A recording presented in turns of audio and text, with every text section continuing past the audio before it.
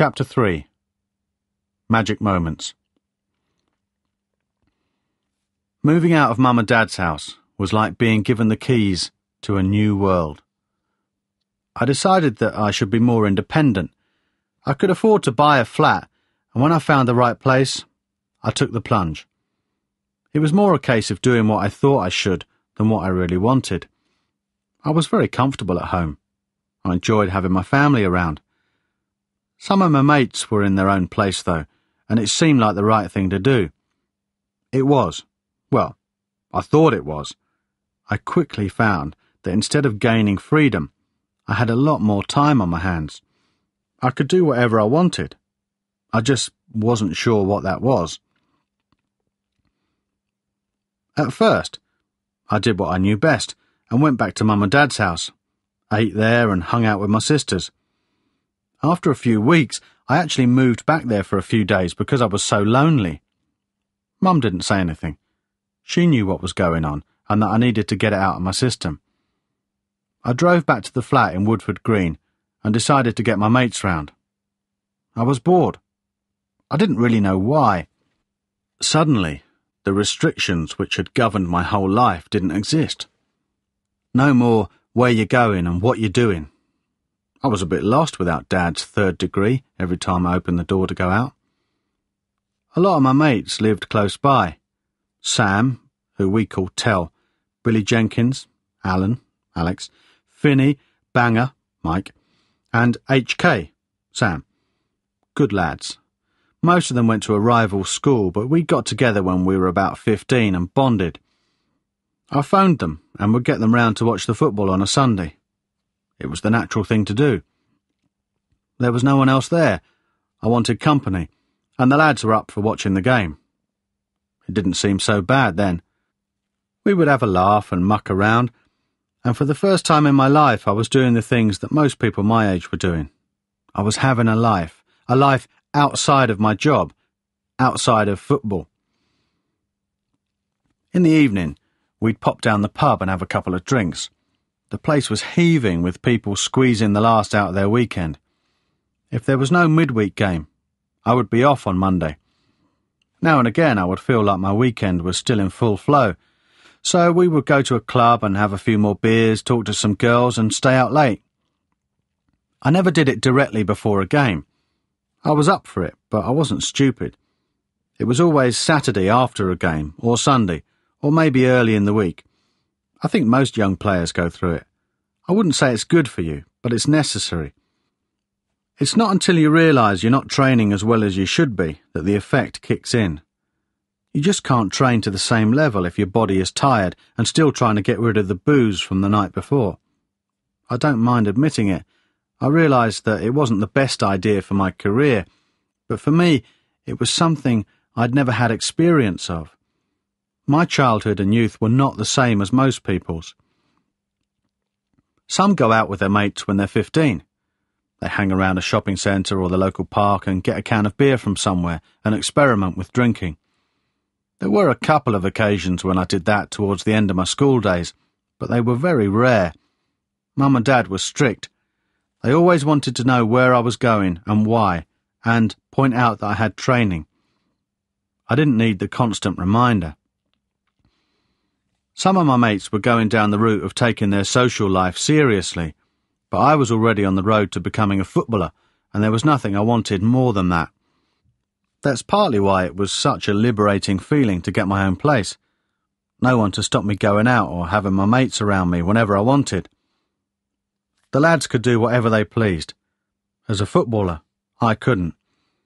But there were times when I would drink on a Sunday to blank out what had happened at the game the day before. It was a release for me, especially at times when I was taking so much stick and would be very down about West Ham.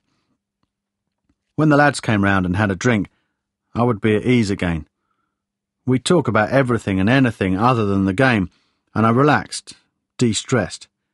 I had to go through it and realise for myself that there are right times to do it and times that you don't. I want to go out, and I still do now. The difference is recognising the right time to do it. You have to know your body. People remark that I've played 164 games consecutively and that I don't rest for matches. How do I do it? I live well, I eat well, I rest well, but I still like to go out for a few beers with the lads after a game or in a week when there's no match. It's about balance, but sometimes to find the balance you have to overdo it, and that's what I did when I moved away from home. I went through the same thing as most at that age, though the experience was slightly different as a footballer. I would get recognised. When Rio and I went out, it was unavoidable, but it was nice. We earned good money and we got attention. We got into clubs easy and we could get our mates in as well. It was a good feeling. We had the money to do it. We could go out every night if we wanted. I had my freedom and I wanted to explore. It was a whole new experience for me, something that I'd been aware of through my mates without ever feeling a part of it. Maybe I threw myself into it too much. For a while, I was at the centre of it and was happy to be there. I had to learn, and that was the only way. On occasion, I would overdo it. Just like anyone else, a few too many could lead to embarrassing incidents. I had a particularly late Saturday night, Sunday morning after a game. We'd won, and I was up for enjoying myself. I slept it off for a few hours, but was still feeling pretty rough and decided to call my agent, Steve Kootner, for something. I had known Kootner since I was 18. Dad dealt with him when West Ham were trying to buy Steve Bold from Arsenal. Kootner had represented Boldy, who was interested in making the move to Upton Park. Though the transfer never materialised, something about the way Kootner had handled himself impressed Dad.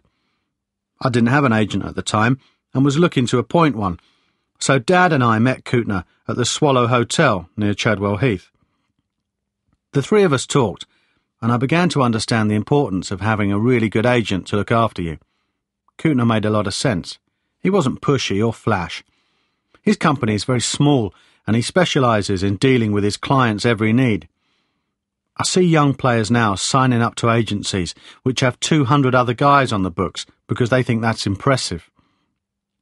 I've also seen players get terrible advice from their agents because the underlying motive was not to do what was best for the player's career.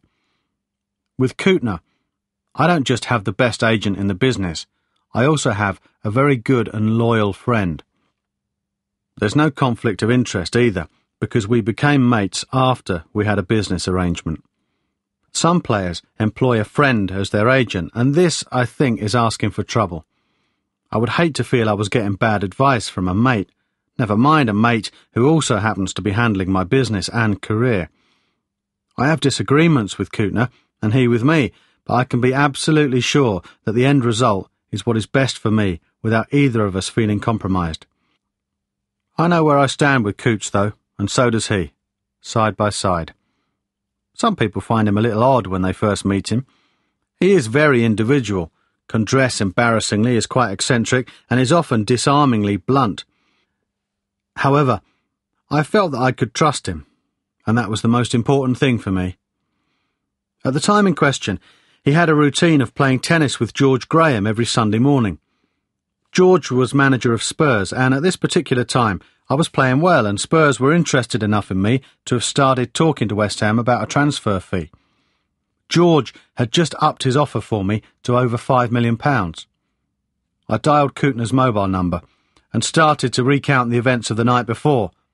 I must have sounded a bit hazy and loud. Normally, he would shout back at me, slag me off or whatever, but on this occasion, he was very quiet. After a couple of minutes, I realised that he'd cut me off. I wasn't bothered, but I should have been. Kootner called me back a few hours later.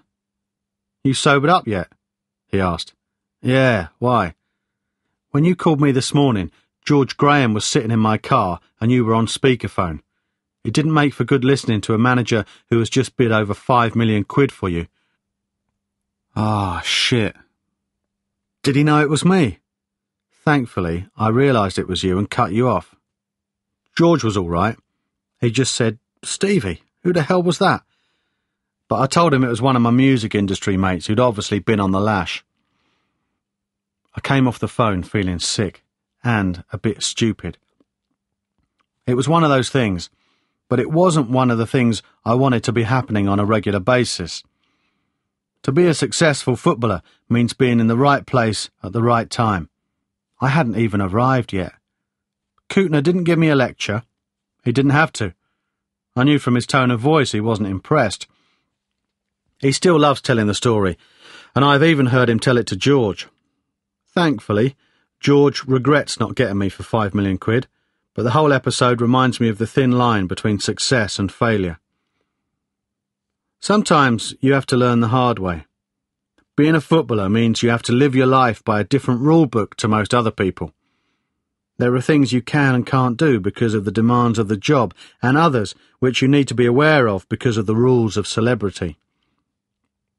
I've always been very conscious about my health and fitness, but when I went on my first lads' holiday, I was oblivious to the second.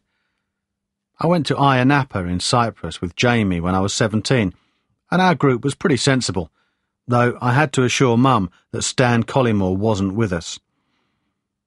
Back in 1996, Ayia Napa was the place to go if you were young and wanted a laugh.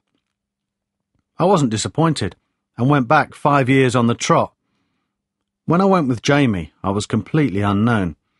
There was no pressure of people coming up and asking for autographs. I was just a kid and in complete awe of everything.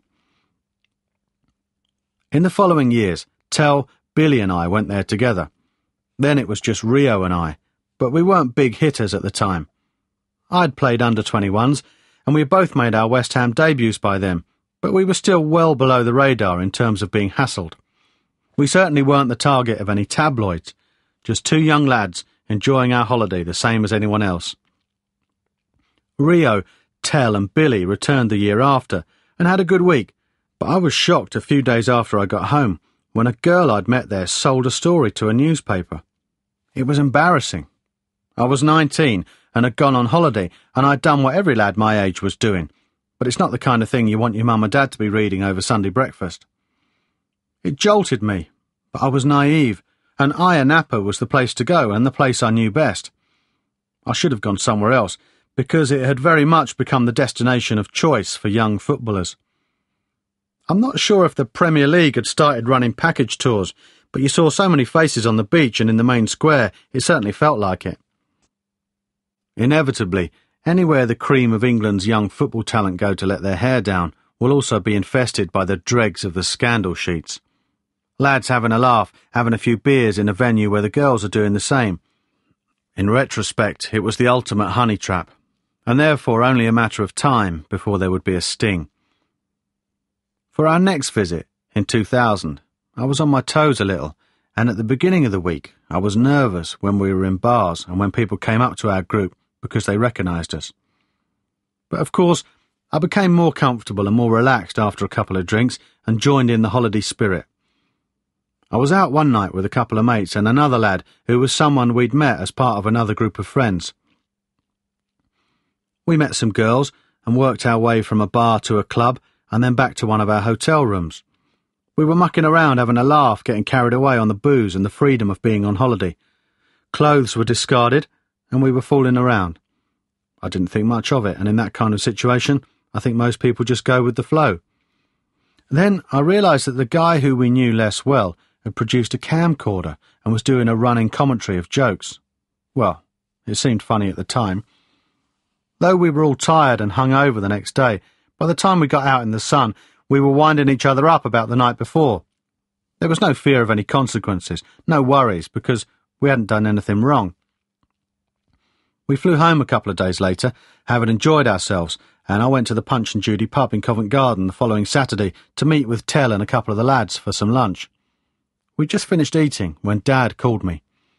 His voice seemed a bit panicked, but I couldn't make out what he was saying for the noise. I went outside, and what he told me was the last thing I wanted to hear. He explained that a newspaper had a copy of the video from the night in Ayia Napa and were running a story the following day. Dad was angry and disappointed. "How could you be so stupid?" he said. How could I? My knees had buckled and I felt sick. I was shocked and didn't know what to make of the information. I called Coots, who explained that a video of the night we spent in Ayia Napa had been bought by the News of the World and that myself, Rio and Kieran Dyer, who had been filmed in different incidents, were the subject of a story due to break the next day. I felt so stupid and humiliated. I didn't have to ask how bad it might look. I was there in the room, and I knew. Now the whole country was about to find out as well. It was a nightmare.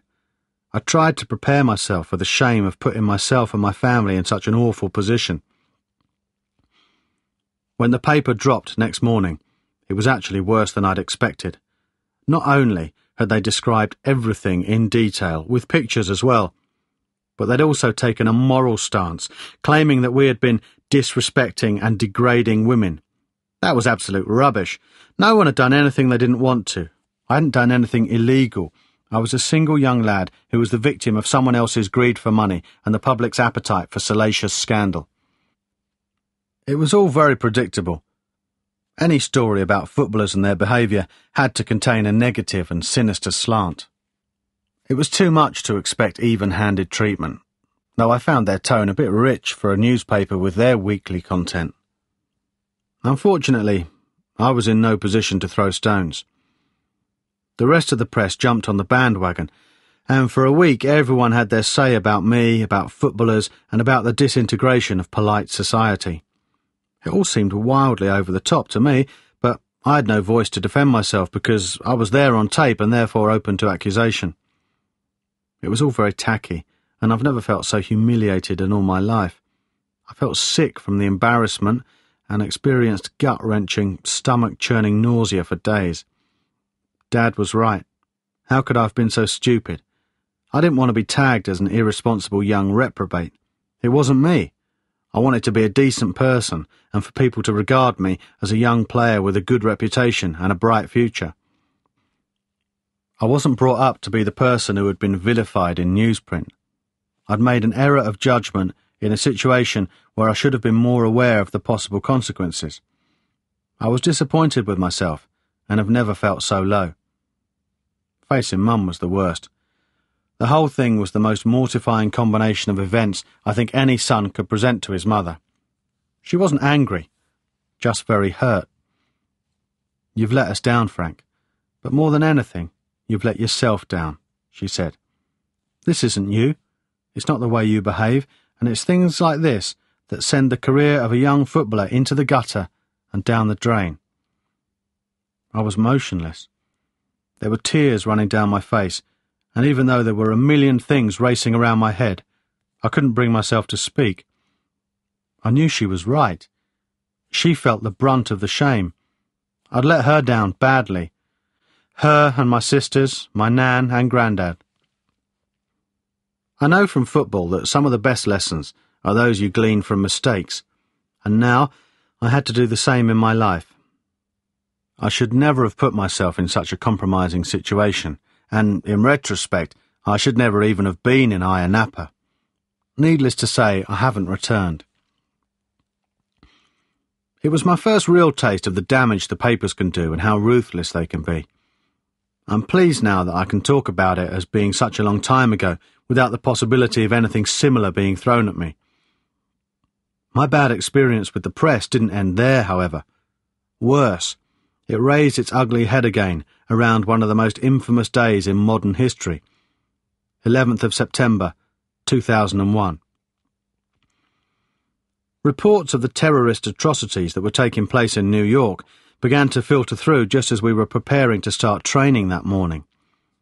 There was no way of realising what was actually happening at that moment, and when we returned to the dressing room afterwards, there was a tension about what we might discover. Some of the staff were very upset, and when I found out the extent of what had happened, I left Harlington immediately and spent the rest of the day in a horrified trance watching the news channels and trying to comprehend what was going on. I got a call from the club telling me that our UEFA Cup game, which was scheduled for later in the week, was likely to be called off, but that I should report for training as usual. The world was still in shock, and the roads were noticeably quieter when I made my way towards the training ground, which is adjacent to Heathrow Airport. The sombre atmosphere was made worse when Ranieri told me that my blood test had shown a low iron count and that I was being given the day off. I hate not training, especially when I really needed to focus on something else to take my mind off other things. I got in the car, called my mate Billy, and drove east around the M25 to his house. We went for a run for an hour, and when we got back, I had a message from Ida to say that everyone had been given Thursday off and some of the boys were going out for lunch. Billy and I met them in the pub down the road from the training ground, but by the time we got there, JT, Jody, Ida and Frank Sinclair were already finishing up their food. We stayed and had a couple of drinks before moving off to another pub. You don't have to travel far to find one around the village, so we settled down at a table and ordered some beers. There was nothing unusual about the place. There were some other people in there eating and having a drink, and while the general atmosphere was still touched by tragedy, everything seemed normal enough. We were getting more in the mood, and with each round I suppose the noise level was rising. I doubt very much that we were the only people in the country who were looking for an outlet that day, even if we chose the wrong way. The company got more boisterous, and we were itching for a change of scene, so we moved on. Perhaps we should have decided to call it a day, especially when one of the lads got a tip to say that we were being followed by someone from the press. Unfortunately, we had gone beyond the stage where good sense was the obvious choice. We breezed through another bar before deciding to head for the Holiday Inn just off the M4 exit for Heathrow. It was just after 5 o'clock, and we'd been at it for a few hours. They had Sky News on in the corner, and some people were sat around waiting for answers, the same as the rest of the world. I don't imagine our entrance was graceful, but we found a table away from the main area where we could carry on with the banter without affecting anyone else. We ordered some food and drink, and were in the mood to have a laugh. It was the wrong decision, a stupid thing to do on the day after so many people had lost their lives in America. I look back now and I realise how naive it was to put ourselves in that situation. There's no excuse. As high-profile footballers, it was a very bad idea to go out drinking at such a sensitive time. However, I can honestly say that we did not at any point abuse any Americans who were in that bar. We didn't shout at them or moon at them. The most we were guilty of was being loud and a bit rowdy, but we kept ourselves to ourselves. Of course, that was not how it appeared in the press. 2 days later, we were called to a meeting in the gym at the training ground by the managing director of the club, Colin Hutchinson. The news of the world had taken details of the story, including witness statements about us, to the club. Colin was waiting for us with a reporter and photographer from the paper and told us that we were being fined 2 weeks' wages for breaking club rules. He also explained that the reporter was there to get our side of the story, so that we would at least have the opportunity to defend ourselves in print. What a joke. We went through what happened in the knowledge that it didn't look good, but in the hope that at least some of it might be printed. Some of it was. Anything which incriminated us and helped stand up their version from their eyewitnesses. The pictures were even better. Each of those published had us looking like convicted criminals.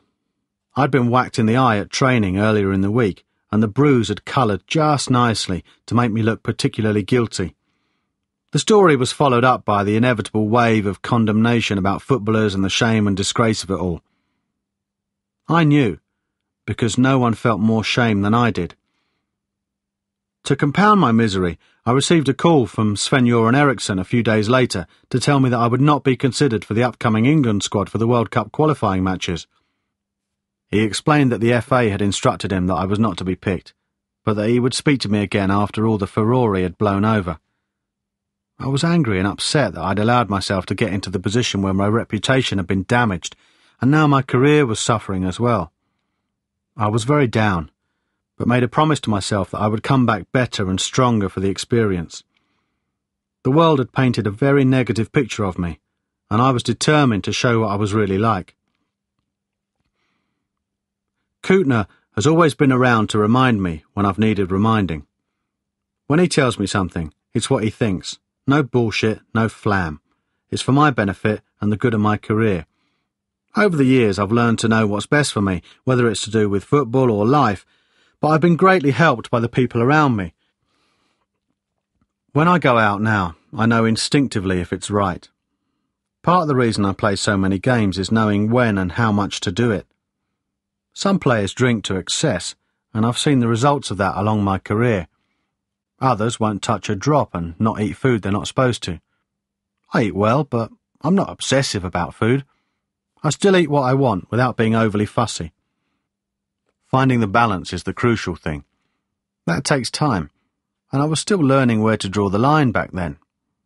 My football was not going as well as I would have liked. The 98-99 season was a good season, but not for scoring goals. 6 was not a great return. The season before had gone well because I'd established myself as a player. People always said the second would be harder. Harder physically, mentally, harder just to get better. It wasn't as exciting as my first. The goals wouldn't come, and partly because of that I felt a bit deflated. There was a lot to be happy about around the club, though. We had a very good team. Myself, Rio, John Hartson, Eyal Berkovic were all playing well. People still say to me that if West Ham had kept that team together, then maybe the club would have won a trophy. Trevor Sinclair was doing well, while Michael Carrick and Joe Cole were just coming through. But it was a strange campaign. We were middle to bottom of the table, usually. Then, that season, we found ourselves climbing up and up. We drew confidence, and we became something of a force to be reckoned with. Well, at home, anyway. There was a good blend in the team in that period, and we had some good characters, too. The older lads were still there. Lomi, John Moncur and the likes, but Neil Ruddock came in as well, and there was a strength about us which I hadn't known before. There was also a creative heart. I'm not Berkovic's biggest fan as a person, but he was a good player, and I enjoyed playing with him. You just had to give the ball to his feet, and he would slip people in on goal. He was adept at it, and he was in that sort of form that year. Paolo Di Canio had been shown the door at Sheffield Wednesday, and when he turned it on, we were exciting to watch. We ended up coming 5th, and that was a huge achievement for West Ham. You only had to remember that it was as far back as 85-86 that the club had come 3rd, long before any of us were on the scene. After that, we were a bit of a yo-yo team, relegated, back up, relegated, back up. Harry deserves credit. We were on the verge of another drop into the First Division, but he had the vision to sign unusual players. Di Canio, Berkovic, Davor Suker. Not many people have the kind of eye for a player that Harry has. He's still doing it. Maybe it was a loan signing of a player who was getting on and no one else wanted. Players who may have looked unconventional to others. Too young or just too much trouble. Harry, though, had a way of harnessing all kinds of talent. He got it wrong on a few occasions. Dimitri Radachoiu, Ili Dimitrescu and Paolo Futre come to mind. But Harry was in a position where he was taking chances on people, and the law of averages dictated that not everyone would be brilliant. The problem with those particular guys was they had made their name in the game already, and their hunger and desire was gone. When some of them rented apartments in Chelsea Harbour, when we trained about an hour and a half's drive in the opposite direction, you began to question exactly why they had come to play in London. I don't think they knew what they were signing up to at West Ham. We were more about spirit than silky soccer, and there were a few characters around who were strong and liked to assert themselves. It couldn't have been comfortable to land at Chadwell Heath after a few years in the sunshine of Spain or Portugal. To be fair to Harry, the chairman probably threw those guys in his face when he wanted to moan, but the bottom line was that he got it right far more times than wrong. And he didn't pay a fortune for players either. Slaven Bilic and Igor Stimac gave us experience at the back, as did Neil Ruddock. Razor Ruddock was important as much for his character as his football. He was our social secretary and was brilliant at getting the right place for a game of golf, followed by lunch and then a night out. He was also a great laugh. Razor could mix with anyone, whether it was the older lads, me and Rio, or the foreign boys. He was hilarious even when he didn't mean to be. At training, we would do one-on-one, and he would have Joe Cole running at him full pelt with the ball. He was slowing down, so he would just back off, and off, and off. Eventually, Joe was so close to goal that he would shoot from 6 yards, and the rest of us were bent double laughing. Ian Wright was another one. Wrighty had done his time, scored goals, and broken the records when he arrived at West Ham. He didn't have anything to prove and didn't need to practice. He did anyway, and I was glad of his professionalism. I would be heading out to hit 100 balls, and he would come with me and advise me on free kicks and how to strike a ball best. He was 33 then, and Roger Cross would clip balls in from wide areas for us to hit at goal. I have a lot of respect for Wrighty, and I'm a lot sharper around the box, partly thanks to his tips and watching his movement off the ball. There were others whose careers had been thwarted by injury, and Harry had faith in them. Trevor Sinclair was one. Everyone remembered Trevor as a brilliant winger with Queen's Park Rangers who was unlucky enough to sustain serious injury. He came to us and got fit again, but there was something about Harry which instilled confidence in Trevor, and very quickly he became a major influence on the right wing and as second striker. I got on great with him. He was quite laid back, and there were also no airs and graces about him. With some players, I could detect a reluctance to get too close to me because of my dad and Harry. Trevor never bothered with that. We would come in after training, and he'd say, "Tell your dad he's put on a shit session there, Lamps." I loved it. It was very refreshing. He treated everyone with the same boisterous banter and didn't care much how they reacted, though I rarely found anyone who could resist his company. There was one year at the team Christmas party when we started off in a bar in Romford and were due to end the night in a club. On the way between the two, Trevor decided we should stop off for a swift drink in another pub. I didn't see why not, even though we were in fancy dress. I'm not sure what we looked like when we burst into this place, but I'm sure I could feel the proverbial tumbleweed follow us through the door. Trevor didn't give a monkey's. He ordered some drinks and invited everyone in the bar to join us in a song.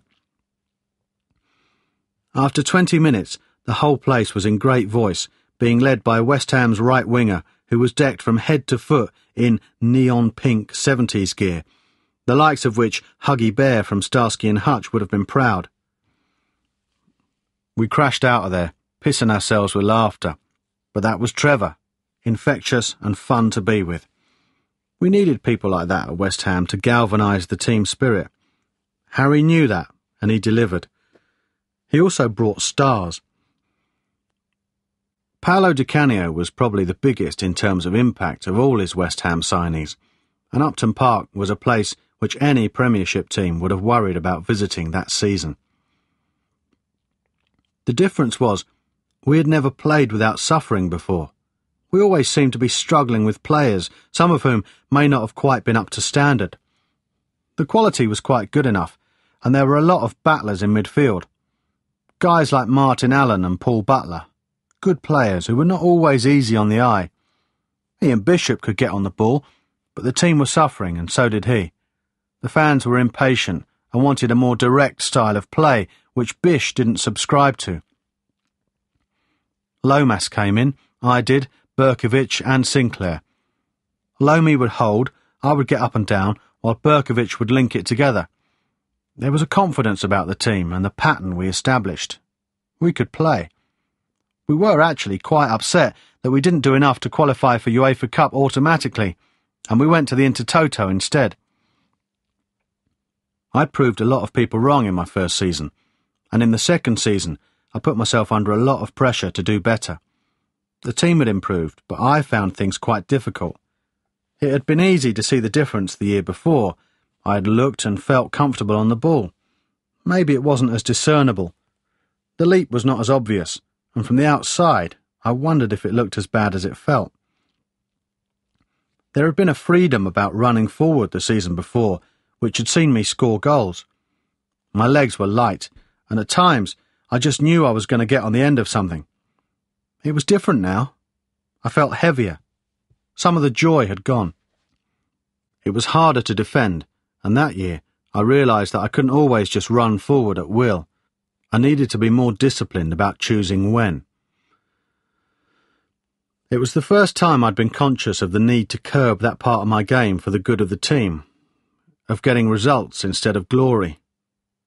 Things weren't dropping for me in the box, and I've always been very aware of progress in my game. I found it harder to identify where I was improving, and that worried me. We were winning games 1-0, and it was a real learning curve for me that season. I played nearly every game. I became a seasoned pro. There was nothing better than playing. The contrast was amazing, though, because I'd come into a struggling team when the fans were getting on top of Harry. The contrast to being part of a good team which was playing well was amazing. I could sense that training was sharper and more enjoyable. It just clicked. There was an element of good fortune. Harry had bought good players, but there were good players who were coming through as well, players who were fresh, enthusiastic, hungry, and who wanted to do well for the club. There was a transition taking place, and I could feel it, see it. I have every respect for the lads who had served the club well when I was an apprentice. Guys like Dowie, Dix and Bishop, who individually had been very good players for West Ham and had character in spades. But as a group, maybe their time was over. It was very old school, and they were quite set in their ways. The problem was that football was moving in a new direction, and being up the back of the bus with bottles of beer and wine on the way back from games seemed less acceptable. They all had great character, and at that time, West Ham needed that kind of player to get them out of trouble.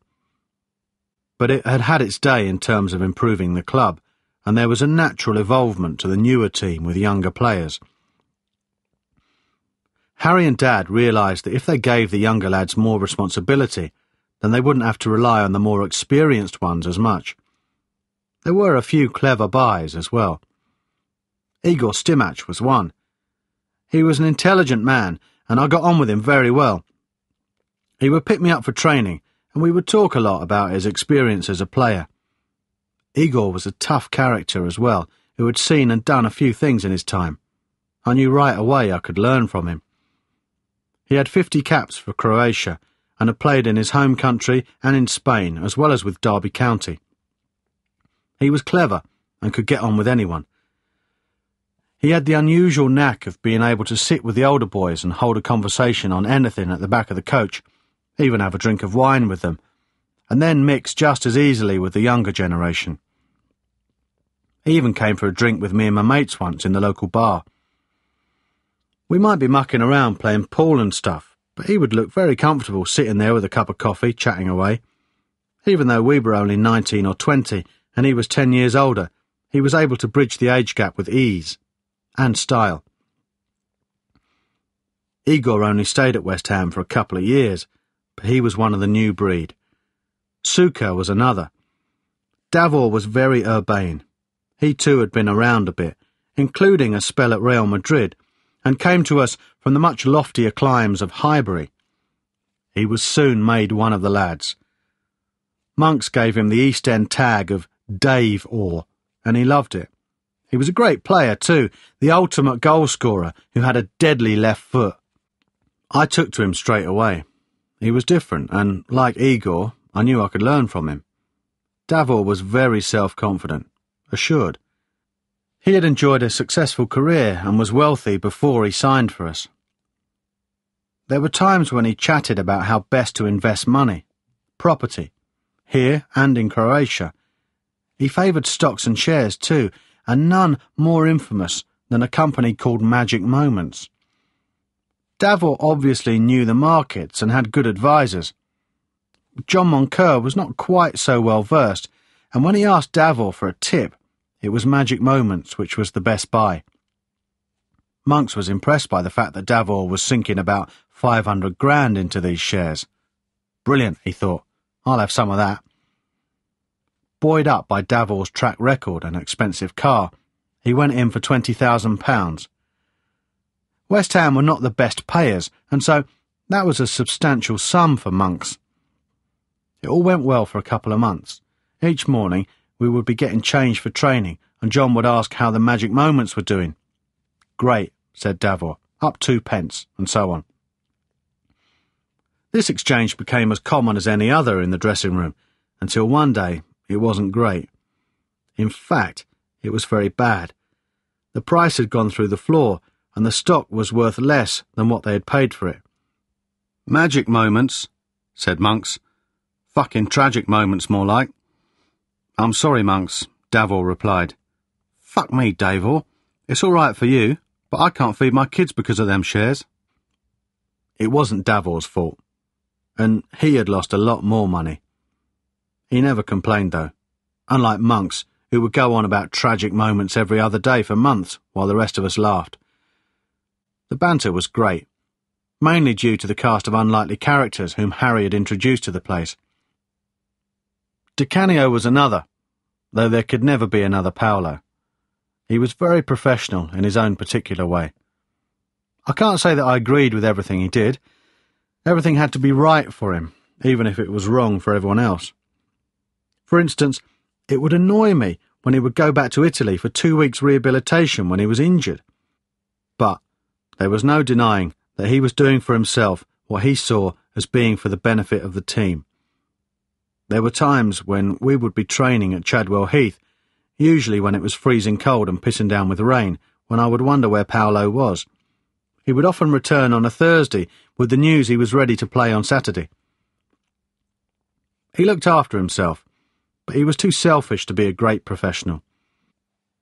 It was tempting to think he was enjoying a bit of sunshine, but I know Paolo, and I learned that wherever he was, it was because he was trying to recover and get back as quickly as possible. Paolo had different routines from the rest of us, even when he was there. He would say he wanted to do some special stuff with the fitness coach, and while the rest of us were running our nuts off with Harry, Paolo would be in a corner of the pitch doing some little jazzy exercises. He was such a special player, he could get away with it. He knew it, we knew it, and we accepted it. We needed the likes of him and Igor to move forward, away from the relegation zone and into the realms where we were winning games with the ambition of achieving better things. Later in my career, I began to understand that transition of mindset much better. With Chelsea, under Mourinho, we're used to winning every game. We go into matches not expecting to lose. I felt that change in mental attitude through the years, and, retrospectively, I can see that it happened with West Ham in that season. It was on a smaller scale than I know now, but it was there. I'd been there a long time, all my life, but I'd never been in a team where I looked around and saw quite so many good players. Paolo up front, Trevor Sinclair on the wing, Joe Cole beside me, and Rio and Igor behind me. There were players who made the transition with me. Steve Lomas and John Moncur were old school, players who you could rely on in a battle, especially if it was a fight for survival. John had a way with the young lads as well, though. He encouraged us, and I think he saw that we were a slightly different group of West Ham players to the ones he'd been used to. I had a great respect for all of the lads who had played through the 90s. I'd watched them from the stands and in training before actually becoming part of their group as a young player. As I got older, I knew that I wanted to reach for greater things than just the odd victory over a big club or a decent cup run. I wasn't alone. Rio was ambitious, and so was Joe. We were less cynical. At the start of your career, you always look up and not down, and that's maybe why we were much more comfortable with the new upwardly mobile West Ham. The club had become a bit set in its ways.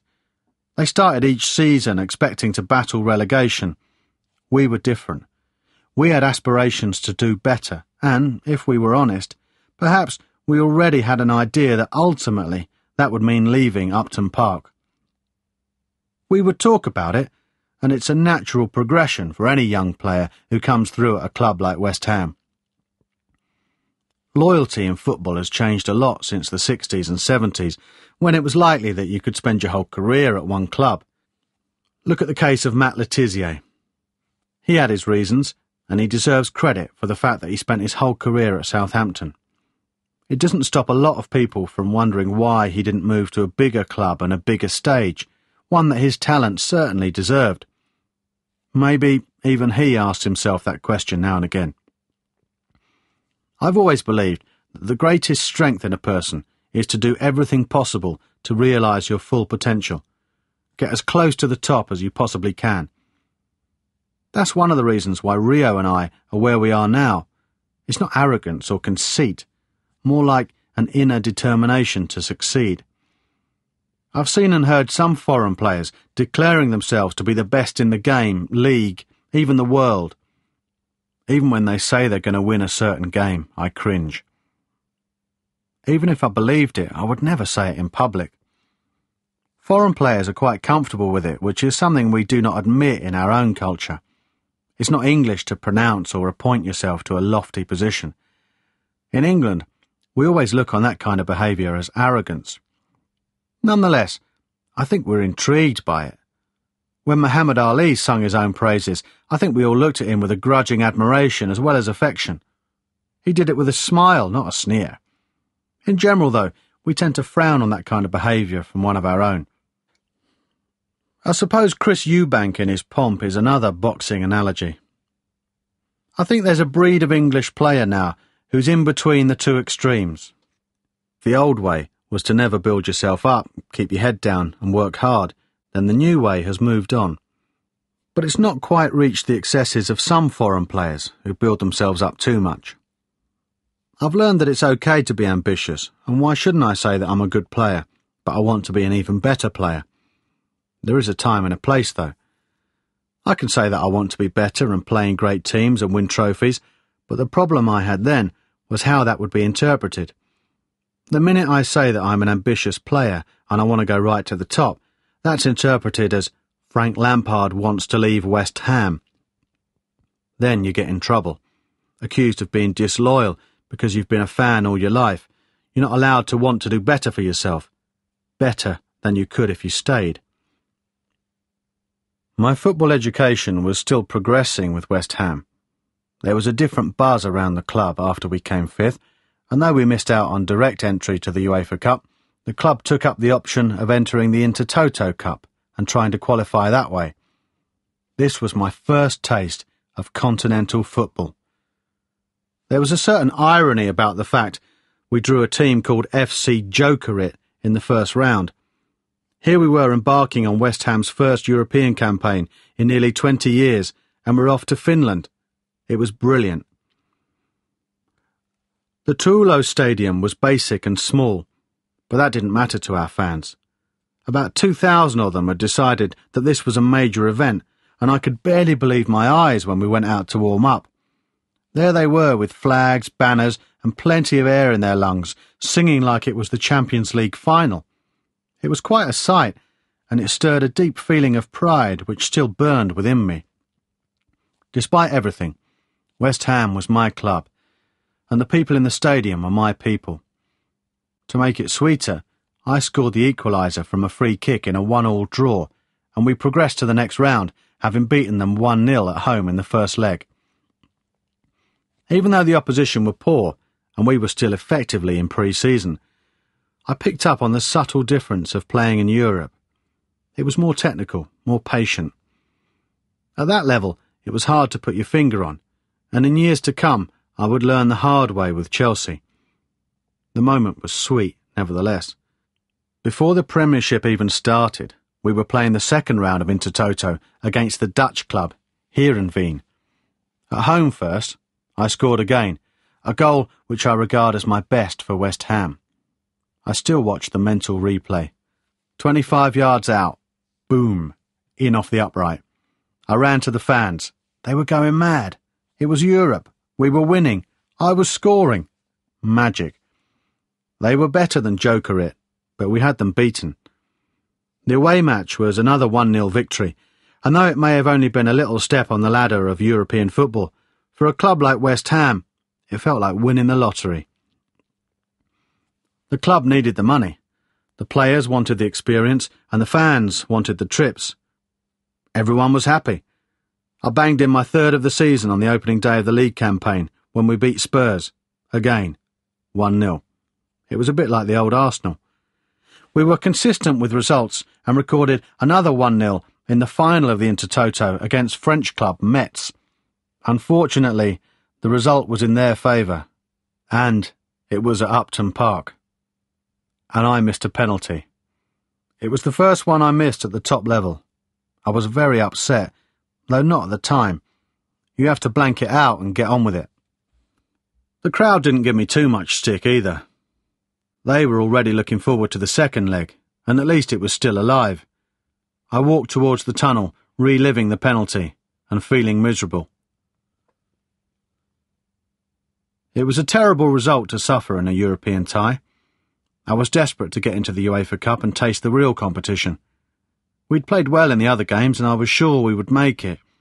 If only I'd taken the kick differently, better, just scored the bloody thing. We had to wait 2 weeks for the return.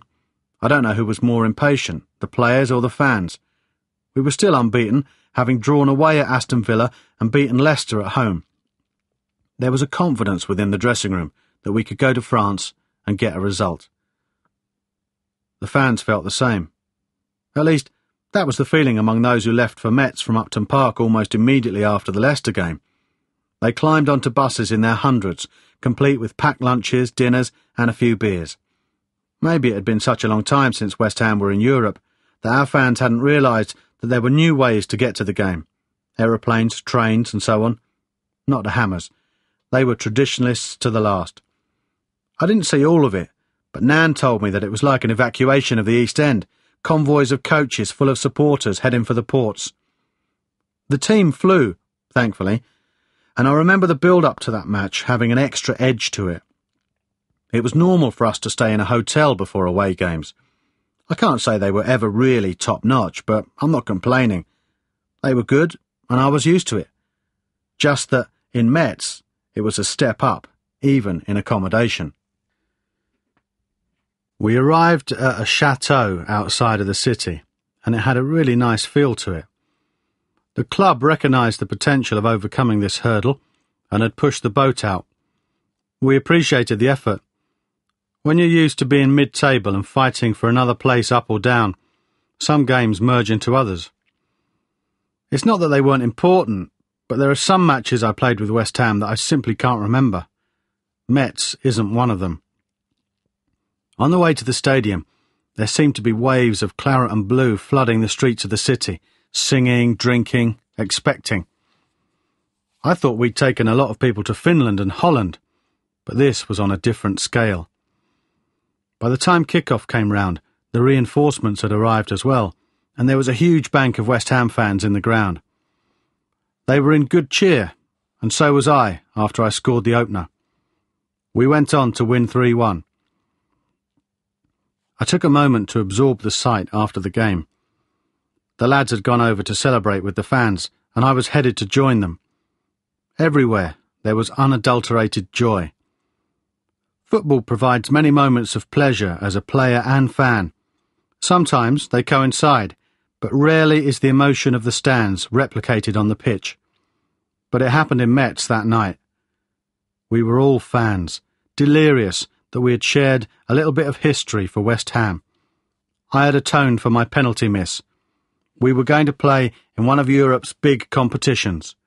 It was a special feeling. Igor Stimac was pleased with the draw for the first round. He was going home to Croatia, and we would play Osijek. Once again, we played home first. I scored, and we won convincingly. Whether or not that cushion gave Big Igor reason to believe the return would be a formality, I'm not sure. I would like to think that it was a sense of security about the result, rather than a security risk, that saw him arrange a gun club for the lads. It has to be one of the most bizarre pre-match activities I've ever come across. Imagine the scene after lunch. What are you doing now then? Gonna have a sleep. You? Watch a bit of telly probably. What about you, monks? Going to a field with Igor to fire some rifles. They fired at targets, but all of a sudden, the bullet holes which riddled the walls of houses around the country took on a more sinister appearance. Croatia had suffered a war, and this was my first experience of travelling in the Balkans. Our hotel was basic and more like a hostel. There was a hard single bed in the corner of the room, and the sheets were the scratchy, starchy kind which never quite feel right. So much for the pampered life of the professional footballer. Despite the distractions, we managed to keep focus and won our way safely through to the next round. We were on a roll, and it was exciting. It turned out to be my best season at the club. I scored 14 goals, And even though the European run didn't last that long, there was still a feeling among the players that we'd achieved something. Taking the next step was the hard part. It was hard to see West Ham continuing to progress where they would break into the top four. Football was changing rapidly, and unless you had the funds, then it was going to be very difficult to make much more significant progress. The money just wasn't there. I understood the team's potential, and also the tradition of the club. We had players who played in the right way, and the fans were right to expect that. That was one of the reasons that football fans outside of London wanted West Ham to do well. It goes back to the 1966 World Cup, when there were 3 West Ham players involved, but I could understand why a lot of people had a soft spot for the club. There was a lot of romance attached to it. Unfortunately, when you come 5th, the fans automatically expect you to better that. That was a false expectation in West Ham's case. The fans expected to win the league, even though the club had never achieved that feat. Even back in the days of Moore and Hurst, they still didn't win the championship. Harry often jokes that the team he played in had 6 or 7 great players, yet they always finished mid-table, showing how bad he and the other 4 were. You can get caught up with playing really glamorous and entertaining football and not win anything. And perhaps West Ham fell into that trap. People respected the ideal, but practical aspects, such as the playing staff and the budget, dictate that it's just not possible. To be fair, this is not just an issue for West Ham. Football fans everywhere naturally aspire to the glories of the past. I was the same when I was a kid. They hope and pray that one day they'll witness something similar. There is a problem, though, with inflated expectation, and we had that at West Ham the year after we finished 5th. Despite the fact that we'd achieved something special, and done it with quite a few kids in the team, there was a large section of the support who automatically set their sights on 4th. Again, fine. Nothing wrong with wanting to do better and being optimistic. I felt the same way. Well, I had the same dream. Reality rarely matches up, though, and that brought out the negative feeling in the crowd. It didn't take much. A few dodgy results in the league, and we were getting hammered by the punters. Sometimes you have to take a step back to go forward. At West Ham, that wasn't allowed. Dad and Harry were doing everything they could to improve on the previous season. Europe was a big adventure for everyone at the club, and the fact that I'd been scoring regularly had not gone unnoticed in other quarters. There'd been some talk of me being called up for England. As ever, it started in the newspapers and spread around the media. I didn't take that much notice.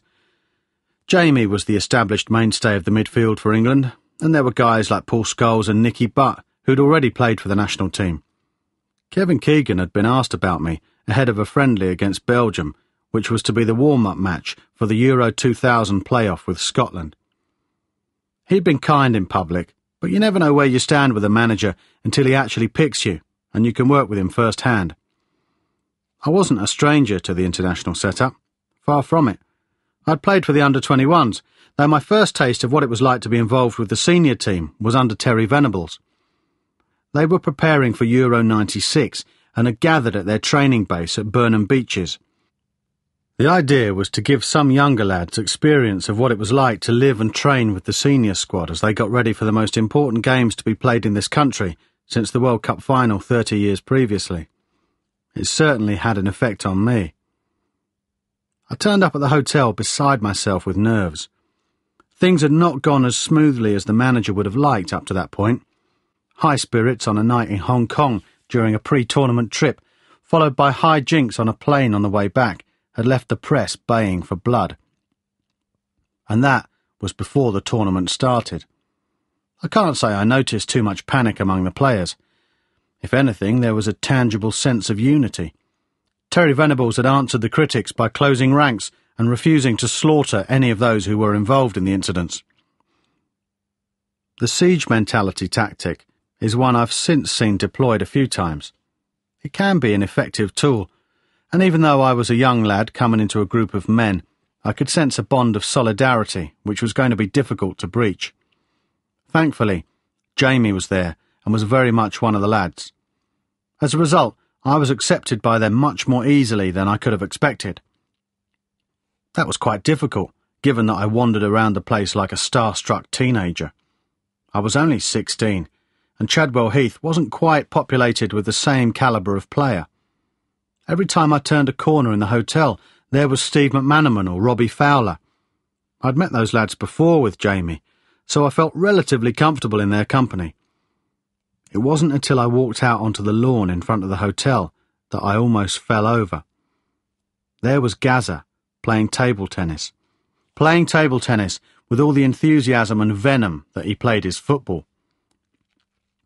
To one side of him was an area which had been set up for the lads to play head tennis. There was a game going on, but I didn't even notice who was taking part. I was transfixed.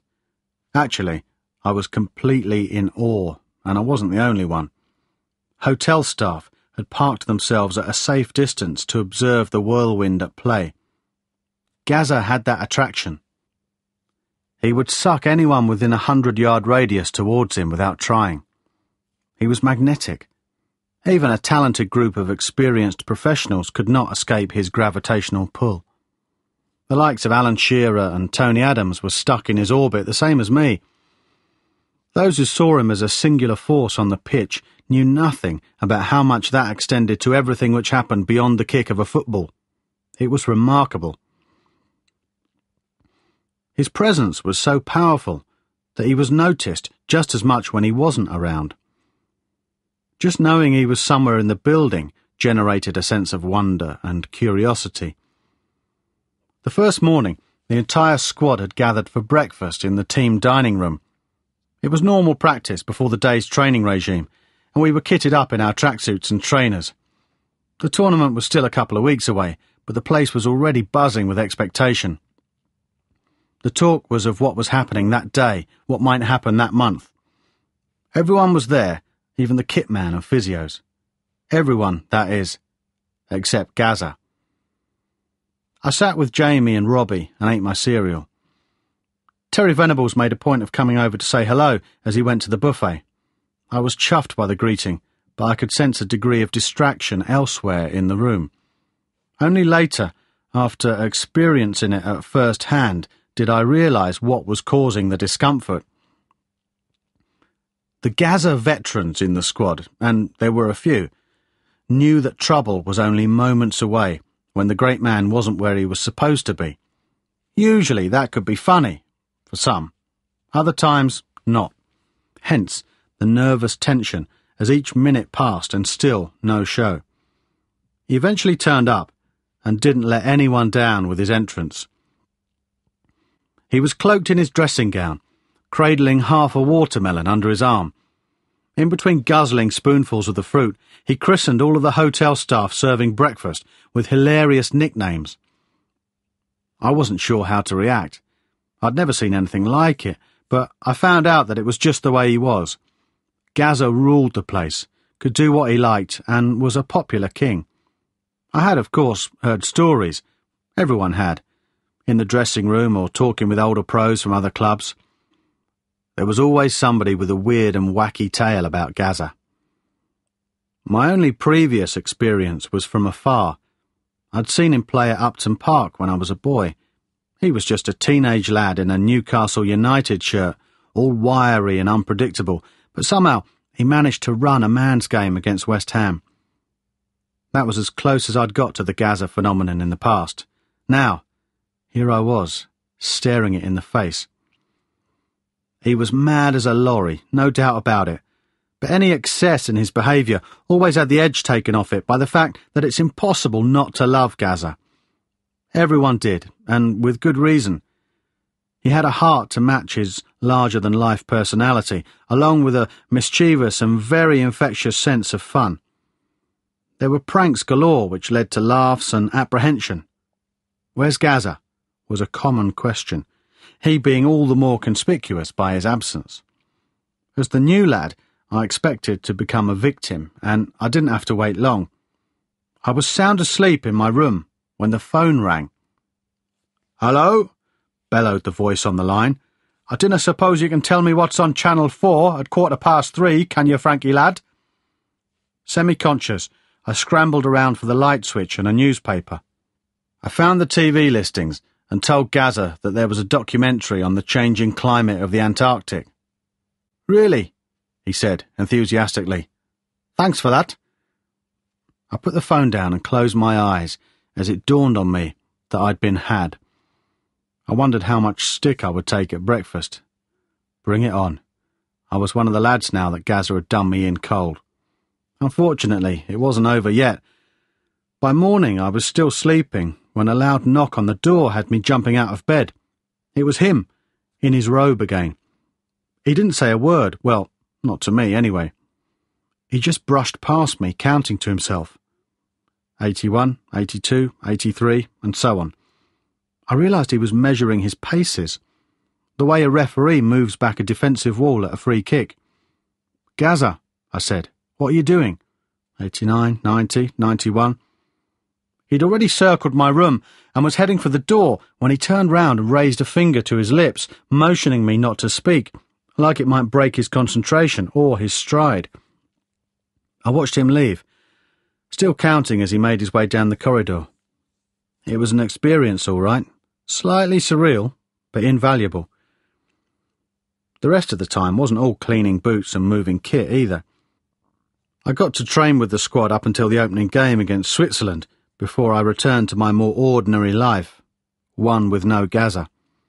I'd seen enough, though, enough to make me realise that I had a lot of work to do before I'd be ready to play for my country at the highest level.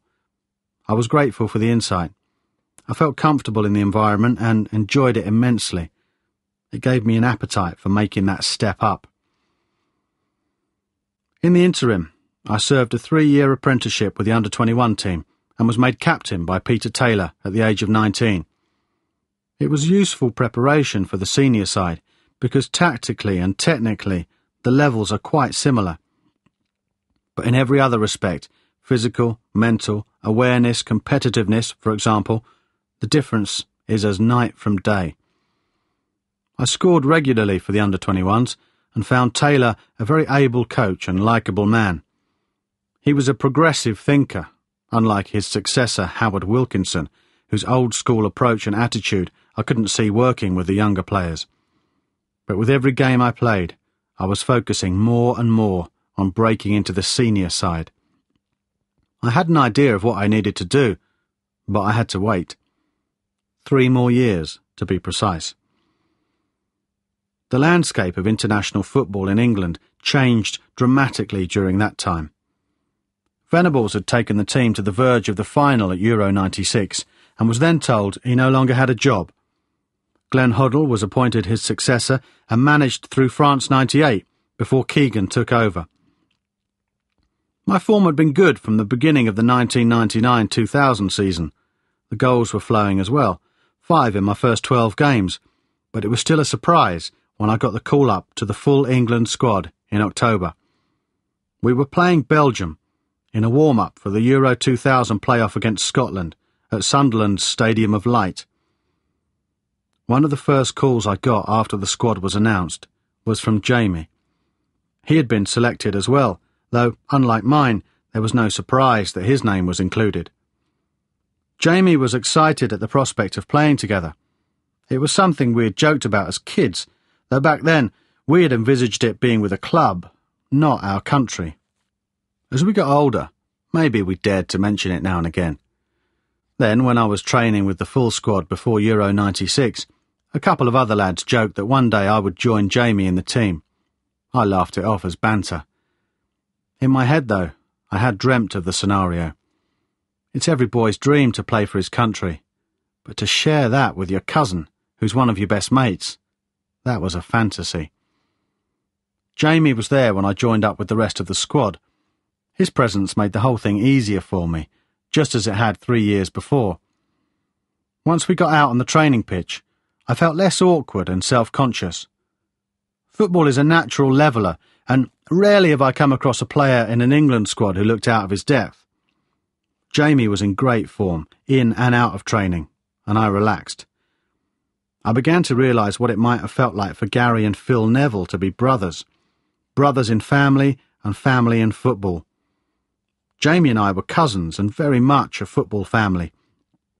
I looked up to him at that moment in the same way as I always had. He was bigger than me, older, wiser, and more confident, better at football and better looking. But as far as Jamie was concerned, only one thing was important, and that was helping me be the best I could be. Well, that and England winning. As always, I was grateful for his guidance. I became more nervous as the game got closer, and while I felt I'd trained well, I didn't expect to start. Not for my country. Not when I'd only just been called up. That Friday before the game, Arthur Cox, who was Keegan's assistant manager, pulled me to one side and said I should tell my family that I was starting. I didn't know what to say. I blurted out a thanks. Seeing I was slightly shocked, he offered an explanation as a way of making it more real. Paul Scholes, who had scored a hat-trick against Poland in the qualifiers, would be on the bench. He was already established, and so the manager wanted to give me a run and see what happened. Fine. Scholesy out and Lampard in. Good. No pressure then. It took a few moments to sink in, during which time I rehearsed all of the best and worst things that might happen. Then I went to look for Jamie, to tell him that the dream we had as kids of playing for the same team was about to come true. I barely slept that night for excitement. Being told that you're 24 hours away from something that you've dreamt of all your days is an odd experience, to say the least. At some point in life, everyone imagines what it must be like to win the lottery. Can you imagine, though, what it would be like to be told that you were going to win the lottery at 3 p.m. the next day? Unfortunately, it didn't turn out to be the jackpot I would have wanted. We won, which was important. In fact, Jamie scored the winner with a typically gorgeous left-foot shot. I ran to him to celebrate, but the image I have in my head doesn't match the feeling in my gut. We're both laughing, yet there's something missing. It still upsets me now. I don't have any amazing memories of it. I've tried hard to recover some lost sense of exultation, but it's just not there. It never was. People say the day you make your international debut is such a big occasion, and it was, but I feel very strangely about it. I was only 21, and I was so focused on doing well and so scared of failing that I didn't really take it in. I didn't allow myself to enjoy the experience. I can hear the national anthem and recall feeling the pride swelling in my throat and chest, but I don't have a particularly vivid memory of the game. All of the technical stuff is there. Paul Ince played in the holding role behind me and Jamie with two wing-backs, Kieran Dyer and Steve Guppy. Alan Shearer was up front with Kevin Phillips. Changed days indeed. Jamie was a huge help during the game. He had been playing at the top level for a few years, and he gently helped me through every step and pass. When the game allowed, I gave a fleeting thought to those days in his back garden and my granddad's birdcage all battered and falling apart. Now, we were playing for England, surreal as that was. On the other hand, when you're young, you imagine that playing for your country is the ultimate game, yet when you do, it suddenly feels very normal. At the best of times, I'm guilty of blocking out any emotion during an occasion where I want to retain control and focus. I only realise later what's happened, and by that time, it's too late to actually feel it. In retrospect, one of the reasons I don't have great memories of that day is that it became absolutely separated from the rest of my England career. Hoddle hadn't even mentioned my name after I went training with the Euro 96 squad, and my next cap after Keegan resigned was for Sven-Göran Eriksson in his first match against Spain at Villa Park in February of 2001. Dad met Claudio Ranieri at the game, and we only found out a year after I signed that Chelsea was scouting that night. As far as England went, though, there was nothing after that game, and I had to wait 2 years to get my next cap. It was still a great day. The fact that it was with Jamie and that my mum and dad were in the crowd along with Harry and Sandra made it a very proud moment. I went out with a few close mates after the game, and they were all pleased for me, but I still didn't really feel any great sense of achievement. What soured it the most, though, was still to come. I got up the next morning more eager than normal to see the papers. The day itself had passed so quickly that I almost needed to see my name in black and white just to confirm the whole thing actually happened. It was true, all right. I was there, and so was Jamie, but the headlines were all about what Keegan had supposedly said to both of us at half-time. According to the papers, the manager said he dished out a bit of stick to the midfield at the break, which was what had got us going. The truth is, however, he didn't say a word to us. Not directly, and certainly not in the terms made out in the press. It was completely crazy. I didn't recognise any of what was printed. Apparently, he told us that we weren't getting the ball enough and hadn't used our possession well. If he'd said that, then fair enough. We did, though, play a lot better as a team in the second half, and so I can only think that he wanted to take the credit for it. I was surprised at what Keegan was supposed to have said after the match. If he had given me a bollocking at the break, I would not have expected him to make it public, given that it was my debut and I was only 21. I would have been upset by that, but it's worse when something is reported that never happened. Jamie rang me up when he saw it, puzzled. It annoyed me. I wondered why Keegan needed to take the credit. I knew that I'd had an average game, but it was a reasonable international debut. My mum spoke to me and said it was another obstacle I would overcome, but it had really spoiled things. The repercussions were immediate, and I thought it was all unnecessary. I decided to put the whole experience behind me. I had to. I returned to West Ham, where we were facing one of the most important games in the club's recent history, a UEFA Cup second-round tie against Steaua Bucharest. The game was pretty forgettable, as we lost 2-0, but my memory of it is clear for other reasons. First, it was a horrible night when the rain came down in sheets and the pitch was almost waterlogged. Second, Larry Hagman greeted us as we lined up on the pitch before the game. But why J.R. Ewing of Dallas fame was shaking our hands on a wet October night in Romania was never explained. Given Monk's new liking for guns, I asked him if he'd shot J.R. He didn't laugh. To say it was surreal is an understatement. But then again, there was something slightly unusual about the whole campaign. There was a great support again, and it was a proper introduction to the harsh reality of European football. We were under the impression that we could play quite open football, and we were putting a few passes together. They were allowing us to, because that's the way they wanted to play. Then, just as we were beginning to get comfortable, they scored, and then scored again. After that, they just ran hard at us, closed us down, and locked the whole game up. It was a lesson for all of us. Since then, I've encountered that kind of scenario repeatedly. You suffer from a dodgy result, but think that you still have the second leg to make up the difference. When we played Steaua at Upton Park, we threw everything at them. We actually played quite well, but couldn't break them down. That pattern became quite a familiar one after I left West Ham. The first couple of years at Chelsea, we encountered the same thing. European teams can be very cute in the manner in which they draw you in and then punish you. In fact, it wasn't until I started playing Champions League regularly that I felt comfortable and able to really read and react with confidence in that situation. It was a learning curve for me and for West Ham.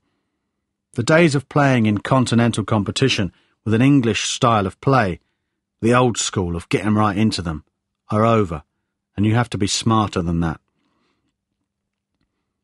The fallout from our exit was hardly spectacular, at least not in the first instance. We weren't expected to go as far as we did, and it was fantastic while it lasted. The team, with Harry and Dad in charge, had given West Ham a taste of something which the club had craved for many, many years. For some older fans, it rekindled memories of the days when some of Europe's biggest names would roll up in the East End, and they got to see them at close quarters. For the rest, it was a flavour of the exotic. They thrived on it at the time, celebrated it, and spent their hard-earned money on following the team for as long as it lasted. The players really appreciated that support. I certainly did. Those trips introduced me to a kind of camaraderie which I hadn't really felt since I was in the stands supporting my West Ham heroes as a child. Inevitably, there was also a downside, though not straight away. Our results at home were up and down in the immediate aftermath, but it was the fact that we didn't qualify for another European adventure which began to cause some problems with the fans. They're entitled to raise their expectations when the team raises their game and look like achieving better things. It's only human nature. They loved the trips, and they saw that we were a young team with promising players who could deliver exciting football and get results. We were going places, and that could have been the start of a whole new journey for the club. But the powers that be were not willing to speculate, to accumulate. The chairman and the board at the club were happy to bask in the reflected glory of what Harry, Dad and the players had managed to pull off on the pitch. I'm sure they enjoyed the hotel's hospitality and sampled a few good restaurants as we skirted the fringes of European competition. And why not? Problem was that they should have backed that team, the coaches and players, to improve, grow and go on to do even more. But they chose not to, and I'll never understand why.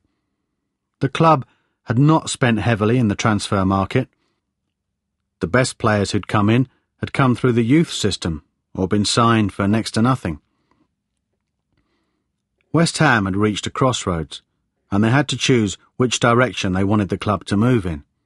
I felt it, Rio felt it, and I know that Dad and Harry were keen to know how they could take the next step.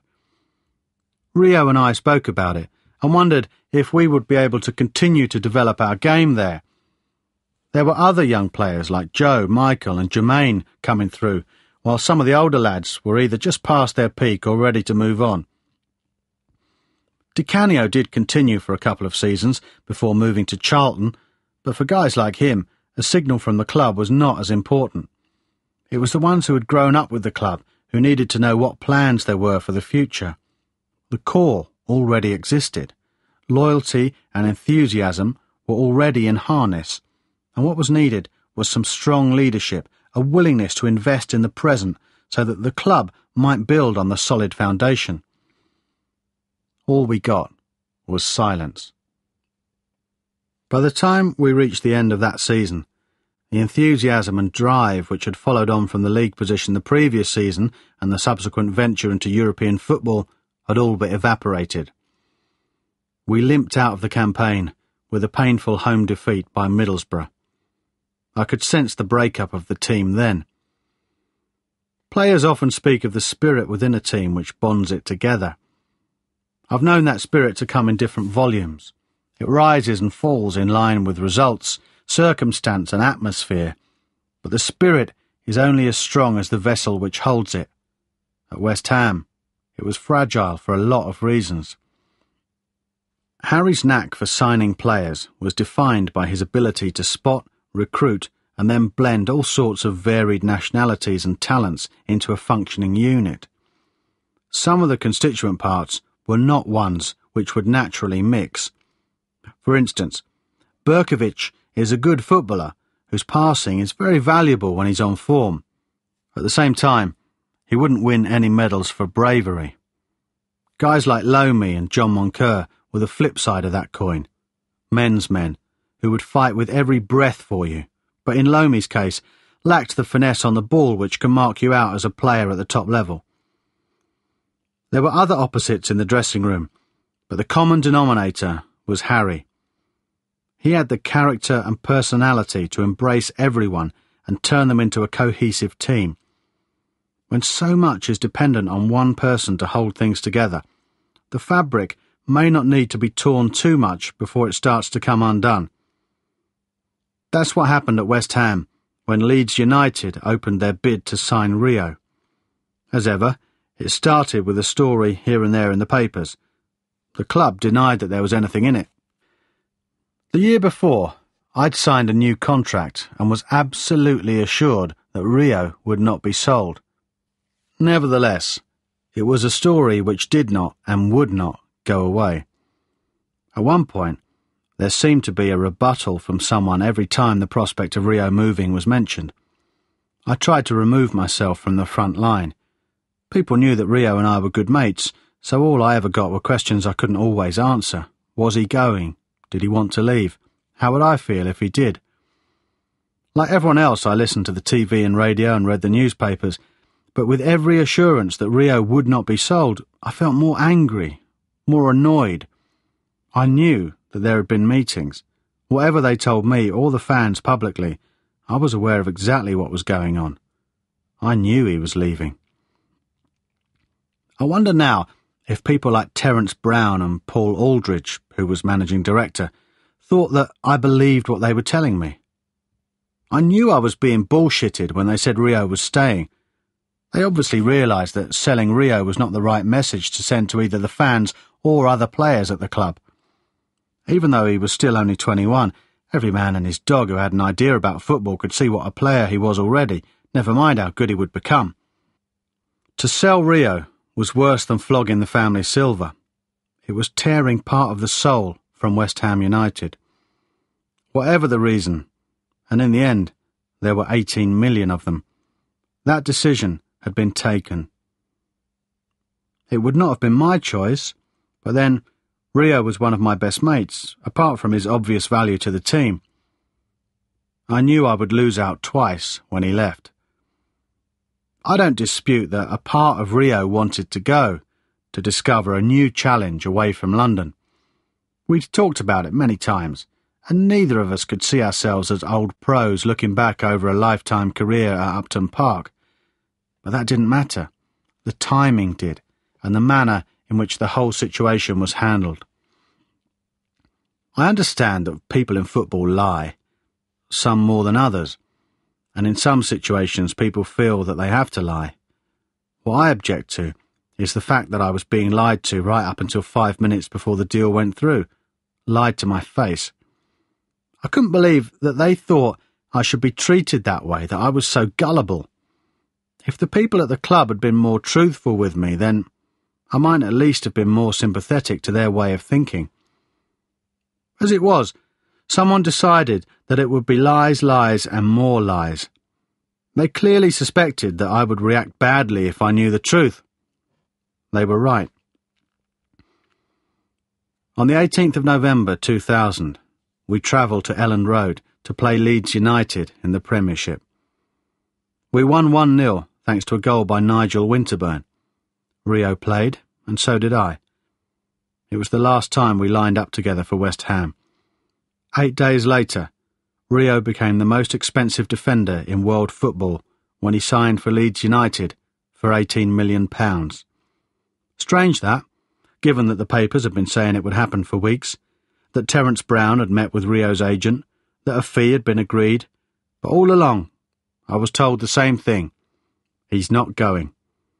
What kind of a mug did they take me for? Did they think that I would accept the deceit, that I would just keep ticking over and take it on the chin because I was Frank Lampard's son? I was West Ham through and through, after all.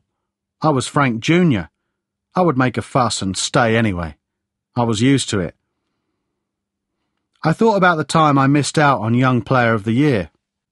I'd been playing in the first team all season, and it seemed stuck on that I would pick up the award. It wasn't voted for as such. The decision was taken in-house by the coaches, but there was no competition. When the award was announced, Mani Omoyimni won it. He had played in the youth team and played well. It wasn't the same thing, though. I never did discover how that decision had come about. I believe it was political. After all, Harry had been taking stick for putting me in the first team.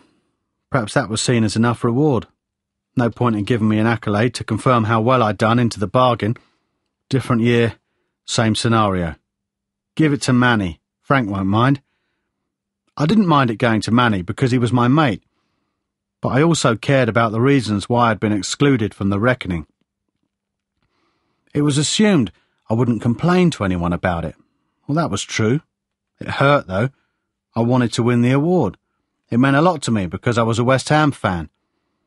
I didn't let on to Dad that I was upset by the whole thing, though Mum knew just by looking at me when I got home after finding out. She felt that the politics of my situation regarding Dad and Harry made it impossible for me to receive the recognition I deserved. Mum was very upset about it. Maybe I expected too much. What I craved was a bit of recognition that I'd done well. Instead, I got a kick in the teeth. Worse than that, it made me suspicious about the way the club saw me. It was another episode of what went on behind the scenes that forced me to confront the fact that I was fighting a losing battle. Everyone on the outside wanted to dig me out because they believed that the only reason I got ahead at the club was because of my dad and my uncle. Meanwhile, people inside the club were afraid to admit that I'd done well in case they were accused of favouritism. And just in case I hadn't got the message that I couldn't win, if I ever dared broach the idea that maybe I should leave, then I was called a dirty traitor. I've found the strangest thing about football is that people can make it into something which it is not. I understand that they're passionate about it. I'm passionate about it. However, just because we feel emotional about it doesn't mean to say that football has its own set of rules. Rules which apply only to it and not in real life. For instance, people would abuse me on the pitch, call me shit, insult me and Dad.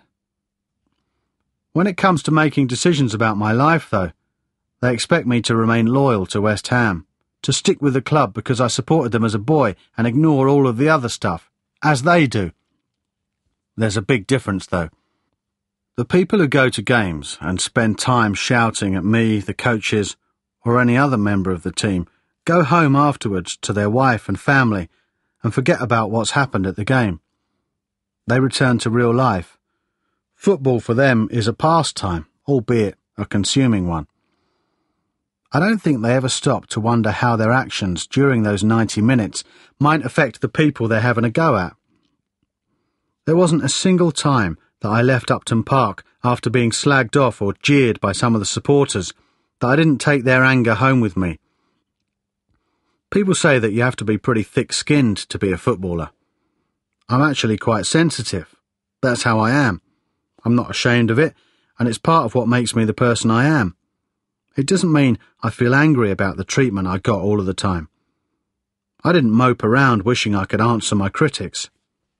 On occasions, I actually passed up the opportunity. There was one teenage boy who sat behind the home dugout at every game. If I was on the bench, he would be first on his feet when I went out to warm up. "Sit down, Lampard," or the old faithful, "You're only wearing that strip because of your dad and uncle." At first I tried to keep my head down and ignore it, but now and again I would look over. There he was, face contorted with rage. I wondered what I'd done to him to deserve that kind of treatment, apart from the fact that he was only about 14 or so. Bizarrely, I used a local bank quite frequently, and one of the tellers was a lovely woman who was a West Ham fan. She was always very friendly and polite and made a point of saying hello. She usually mentioned her son, who was also a big fan, and in my mind I formed an image of an innocent young lad as keen on West Ham as I was at his age. Coincidentally, I met her outside Upton Park one day. I said hello, as I always would, and there beside her was the same little bastard from behind the dugout. She was very friendly and made a big deal of introducing me to her son, who was also a fan and who loved me, apparently. I felt like saying, "Oh yeah, he has a funny way of showing it, and did you know he smokes?" He just stayed quiet and looked very sheepish. For a split second, I thought about telling her that her little boy was actually a foul-mouthed prize pain in the arse. But I bit my tongue. What was the point? I knew that her son was more important to her than me, and rightly so. Why bother giving her something which would upset her about her family? That was my point. Mum had got it in the neck from fans who sat around her in the director's box. My sisters had to endure it at games and in the street. When they went out at night, there would often be some bloke or other come up to them and make a comment about West Ham and your bloody dad and your brother. They were just expected to take it on the chin. Why? What's it got to do with them? Just because members of their family happen to work for West Ham, somehow that gives people the right to interrupt their evening with a few choice words slagging us off. They're my family, and they're entitled to my support just as they give me theirs, unequivocally. Mum sums it up perfectly. When people ask her who does she support, West Ham or Chelsea, she always replies Chelsea. The question is thrown back at her, how can you change your colours? Because he's my son, my family and my blood. She's been criticised for changing allegiance. So was Dad, my sisters and some of my mates. It's the people asking the questions who don't understand. If I were to ask them, were West Ham more important than their family, then I'm sure I know what the answer would be. The Lampards are no different in that respect. We back each other. I remember it being a problem and causing pressure, the fact that the three of us were so involved. Harry would take it home more than Dad. If we had a bad game on Saturday, then he couldn't let it go. It would sit heavy in his mind and needle him. What he did, what he didn't do, what he might have done. I guess it's quite normal for any football manager, but he would keep poring over it for the whole weekend. Dad was different. Since he stopped playing, he developed his own businesses and had broadened his horizons. He's always been able to see a bigger picture and didn't allow football to override everything else. Maybe because he was assistant manager rather than manager, it was slightly easier for him to detach himself and our family from it. When I was playing, it became harder for everyone because we were both at the centre of it. But it works both ways. If things were going well, then we had double the joy. With Dad, the pressures were usually kept at arm's length. Harry bore the full brunt. When the punters were calling for his head, he knew all about it, while Dad could have been getting the same stick, but he was still a step behind Harry.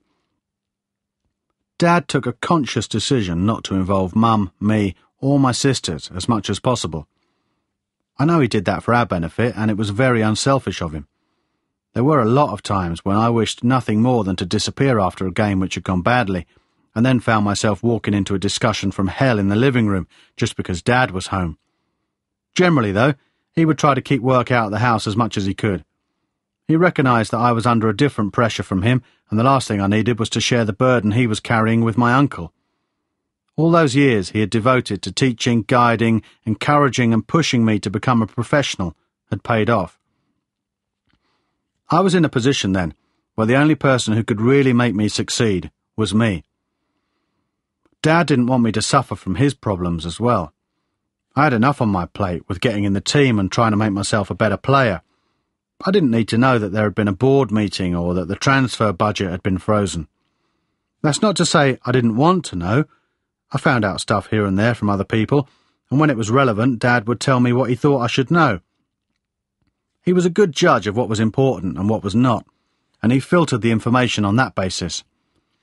I knew a lot of things that other players were not privy to, sometimes about the politics of the club and about the squad. We would talk about football all of the time. It wasn't about a ban on chat. He preferred to keep some things to himself which he thought were unhelpful. There were a few senior players who thought nothing of barging into his office and demanding to know why they were not playing or on the bench and whatever. Everyone likes to be nosy about their work and know what's going on, and I'm no different. If I knew a player had been in shouting the odds at Harry for something, I would keep it to myself. That doesn't mean that when I next saw him in the dressing room, I could look at him without thinking about the scenario which had been described to me. But none of it ever affected me or my relations with teammates. I was able to distance myself, partly because I was used to inserting a psychological barrier between myself and the fact that Dad and Harry were in charge. I had to. There were certain older players who thought little of being offensive or abusive to Harry and Dad. I realised it was part of football culture, and in most cases it was just people letting off steam. Sometimes that could be hard. I was still young, and it all felt very raw. Looking back now, I'm glad I bit my tongue because it really wasn't my place to get involved.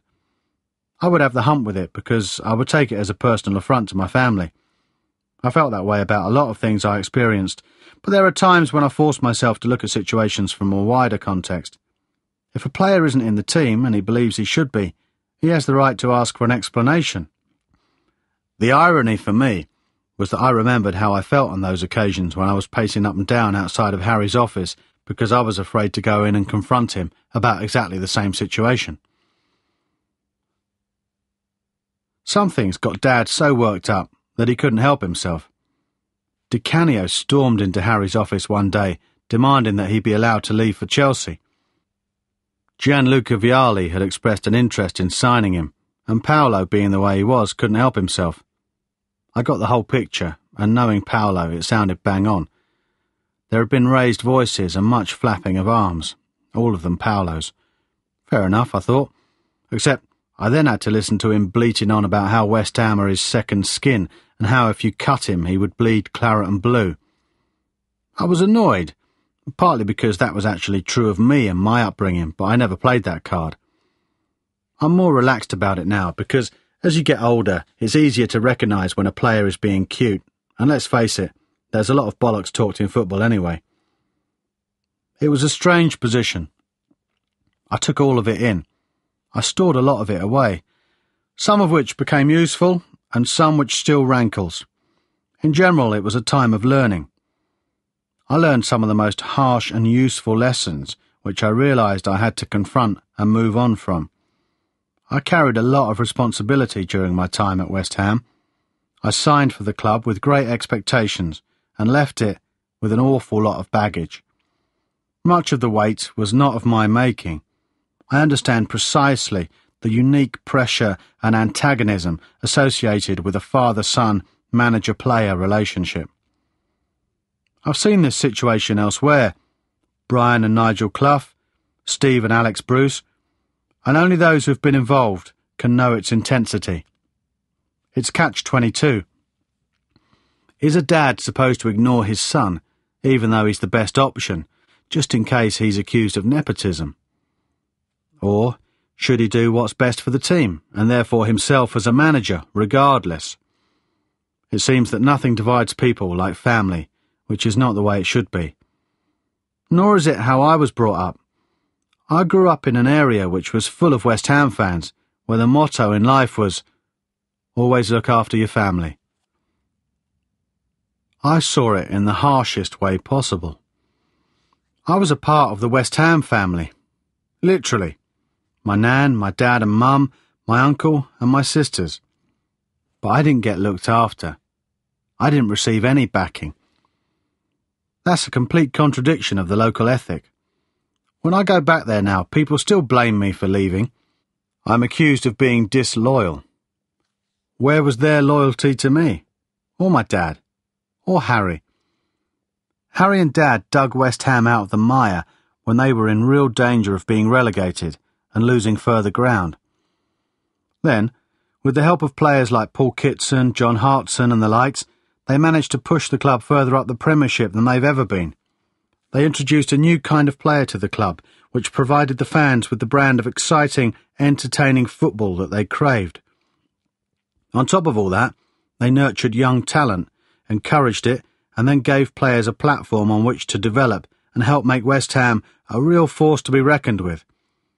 In doing so, other parents whose kids were coming through trusted the club to help their sons make the grade the way it once did.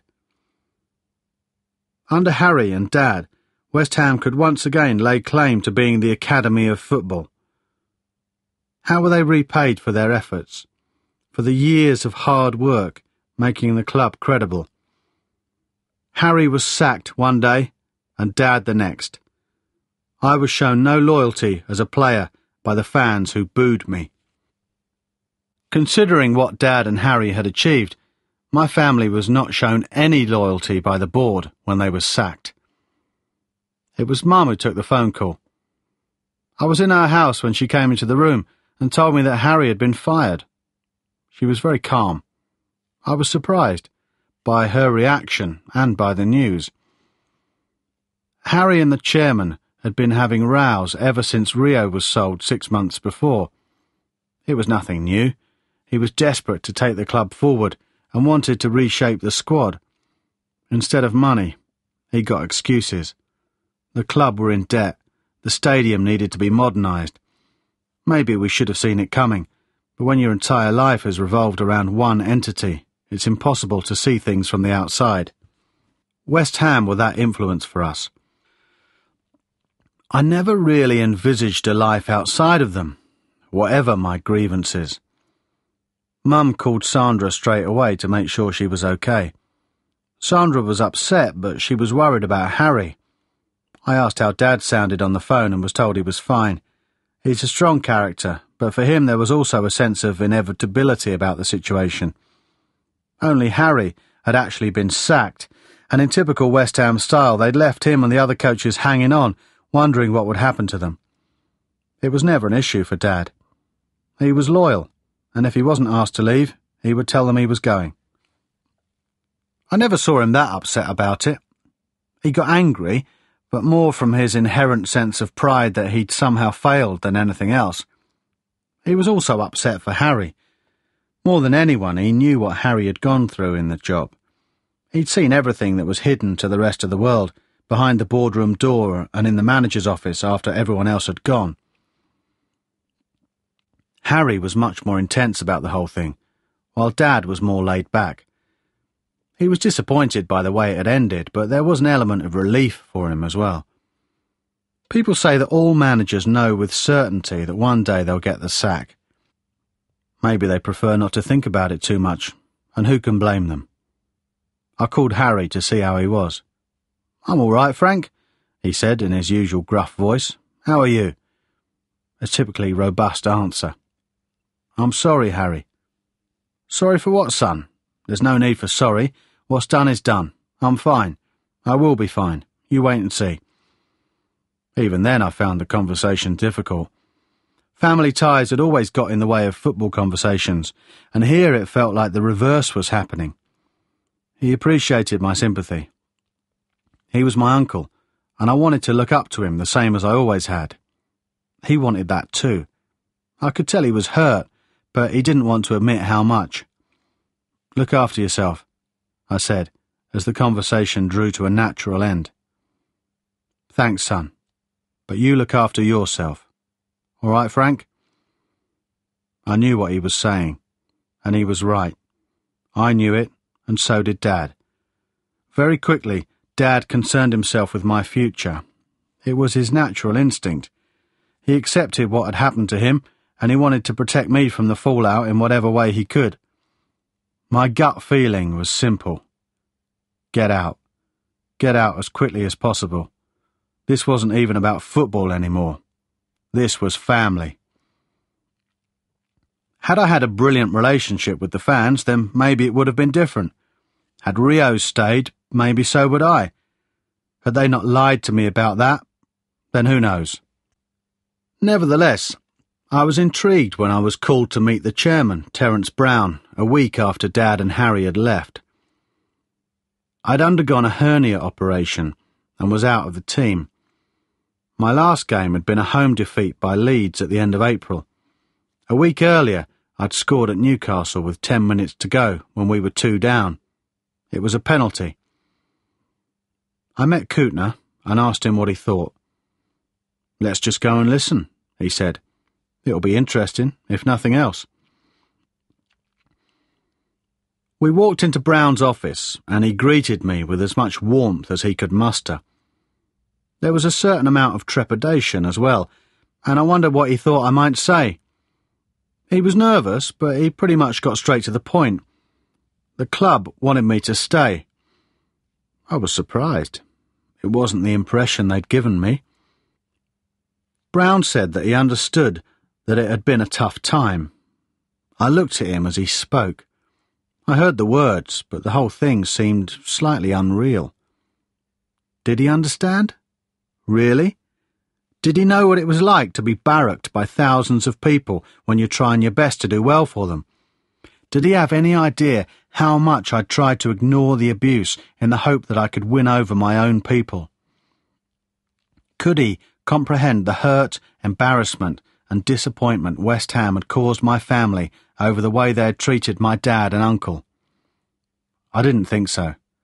I couldn't hear anything in his words which even began to demonstrate any empathy for what I'd been through.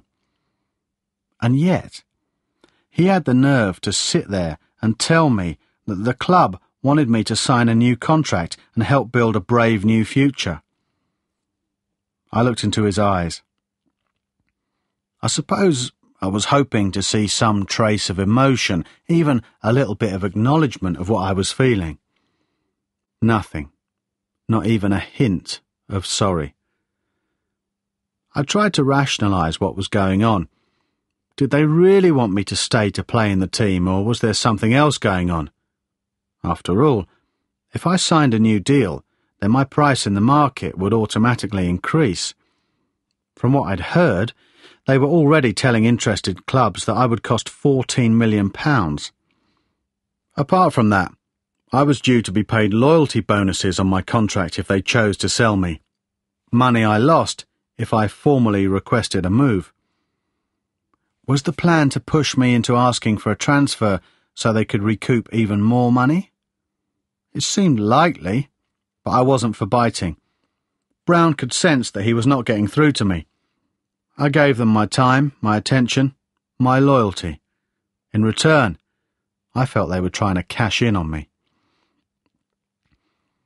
Kuntner said that, in the circumstances, it was better that I leave West Ham. He was sure they understood. I stood up and made to leave Brown's office. I was desperate to get out of there. I'd felt nervous before going in, and the conversation had turned my stomach further. Unexpectedly, the chairman made a last effort to try and persuade me. "Would knowing who the new manager is change your mind, Frank?" he asked. I stopped to consider the proposition. Would it make any difference if I knew who would replace my flesh and blood? It only took a second. "I don't give a fuck if you get Fabio Capello. I'm leaving." I walked out of his office for the last time. Kuntner put his hand on my back to reassure me. I felt lighter, like some of the weight that I'd carried for so many years had slipped from my shoulders, and as I walked out of West Ham for the last time, I felt relieved.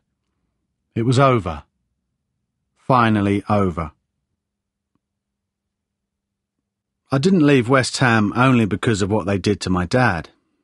It's true that I had ambitions to better myself as a player, but the simple truth is that if Dad and Harry had stayed, then so too would I. I'm grateful for the experience I had there, because it's helped shape me and make me the player and the man that I am today. I'm pleased to say I still carry some of the East End family ethos in me now. In fact, it's stronger than ever. That is my loyalty to my family. I will always look after those who are closest to me, first, last, and always.